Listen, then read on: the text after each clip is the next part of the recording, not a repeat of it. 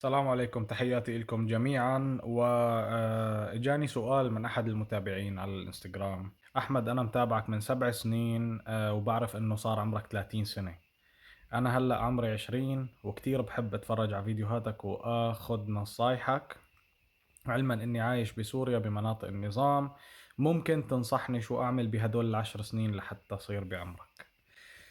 مو من عادتي أبدًا إني أتفلسف وأتدخّل بحياة الآخرين، ولكن لمّا أنت بتسألني عن حياتي، شو يعني المبادئ اللي أنا بنيت على حالي عليها خلال هي ال10 سنين، وما راح خجلك. خلّينا نبدأ. طبعًا أول نصيحة أنا بانصحك فيها من خلال تجاربي الشخصية هي إنه يكون عندك طموح. دائمًا لمّا بيكون هلأ إذا ما عندك طموح ربّي لحالك طموح هلأ، يعني بدك تصير شيء يكون له ثقله ووزنه بالمجتمع، سواءً طيار والّا أو سواءً دكتور أو سواءً اللي بدك إياه، خلّي بس إلك طموح، يعني لا تخلّيه يمشي. الشغلة التانية هي الهجرة. إذا هلأ أنت عايش متل ما عم تكتب بمناطق النظام بسوريا، هاجر، هاجر. لا تفكر أبدًا إنه في مستقبل مشرق، لا هلأ ولا بعد 50 سنة، 50 مو 100، 50. هاجر وخلّي أحد الشغلات اللي من ضمن طموحك يعني هي الهجرة. هاجر، لأنه ما في أمل يا صديقي، لا هلأ ولا بعدين. صلّي والتزم بدينك. هلأ أنت اسمك عمر فأنت مسلم، بس هي النصيحة بتروح لإلك وأنت مسيحي أو أنت أي حدا من الديانات التانية، لأنه الديانات أغلبها بتعلّم الحب وبتعلّم السلام. تمام؟ فأنا بالنسبة لإلي كمسلم باحاول أقول لك إنه من هذا العمر حاول إنك تتعلم الصلاة، لأنه الصلاة بتعلمك الالتزام وبتعلمك الانضباط وبتعلمك الخضوع لرب العالمين، بتعلمك أيضا إنه تشوفه بكل مكان.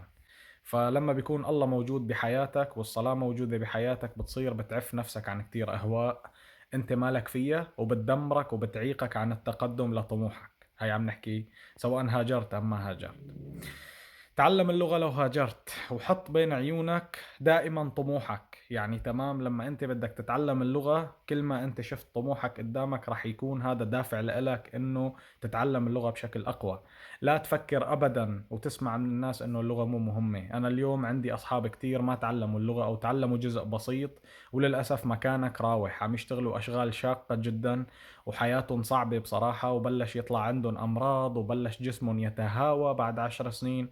كله لانه ما تعلموا اللغه وما حطوا لحالهم طموح. قال لك خلص انا زلمه جاي من تركيا ولا من سوريا بدي بس طالع مصاري وما الى ذلك. طبعا في بعض الناس كتير ظروفهم لا يمكن انه يقدر الانسان يبررها، فعندهم اهل ما بيقدروا ينقطعوا ليوم واحد يروحوا مثلا يدرسوا هون او يروحوا على جامعه او على اوس بيلدونج. فيعني حاول انه بالوقت المستقطع تراعي هي الامور. النصيحة الرابعة، ما بعرف كم صرنا: ابتعد عن العلاكين اللي بيحكوا كتير بدون فعل.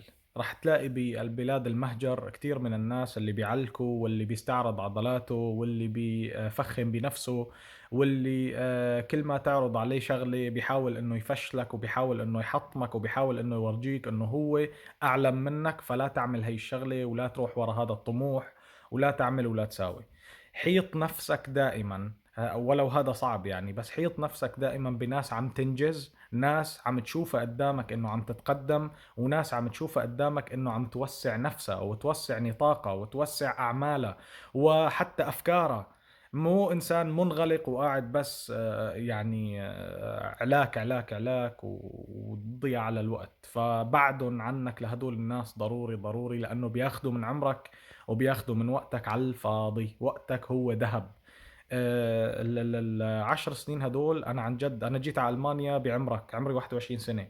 هدول طاروا هيك مثل البرق. بحمد الله على الشغلات اللي انجزتها واللي حققتها اكيد، بس انا عم اقول لك يعني كان في انجز اكثر لو بعدت عن هدول العلاكين. تعلم الصبر على البلاء واللجوء لرب العالمين، ولا تعتمد على حدا غير الله. تمام. لا شك انه كل انسان بيحتاج ناس حواليه وبيحتاج ناس مقربين له يشيلوا همه ولكن الغربة صعبة. لذلك انا عم اقول لك تعلم الصبر، لانه بالغربة بتجيك فواجع جدا قاسية. يمكن لا سمح الله والدتك تموت، ابوك يموت. هذا الشيء صار لي لإلي طبعا، وكنت بعيد عنهم لامي وابي لما توفوا الله يرحمهم. ولكن تعلم الصبر، وتعلم دائما السجود لله والركوع له ودعاء الله انه يصبرك وانه يثبتك، وانه يعني خلي الصبر له مكان عظيم بحياتك، سواء بالسلب ام بالايجاب. تمام. ولا تطمع كثير باهواء الدنيا، يعني لا تطلع حواليك وتقول خلاص لن تبيد هذه ابدا، ولا اظن الساعة قائمة، ولا إن رددت الى ربي لاجدن خيرا منها منقلبا. الدنيا هي فانية. عم بحكي انا مثل الشيخ سبحان الله يعني، بس انه انا عم بحكيك منطق هلا، ما عم حكيك دين، عم حكيك منطق، لانه ملكنا كثير شغلات بهي البلد وراحت هيك فجأة، وبتجيك شغلات تانية فجأة، فلا تفكر انه الشغلات دايمة. لذلك انا عم اقول لك الصبر بيساعدك بكثير من الامور لحتى تجتازها، ولحتى سواء ابتلاء ام سواء طموح فبدك صبر. حاول تلاقي صديق واحد وتعرف انه راح يشيلك وقت الشدة. انا بعرف انه بيننا نحن السوريين هذا الكلام للأسف كتير صعب بالغربة.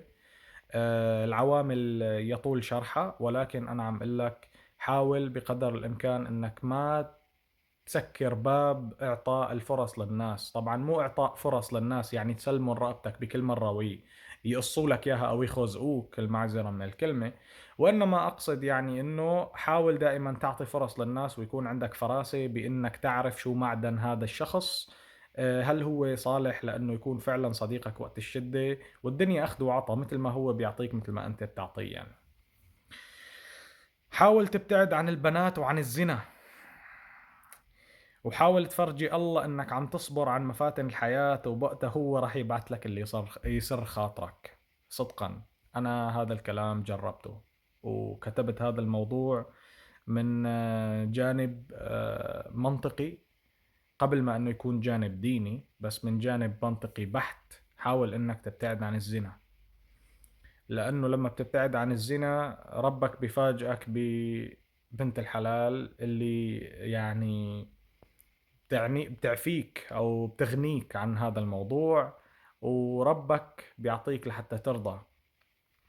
حاول دائما انك تفرجي الله انك عم تصبر عن مفاتن الحياة، والله رح يعطيك ما يعادل هذه المفاتن اضعاف مضاعفة.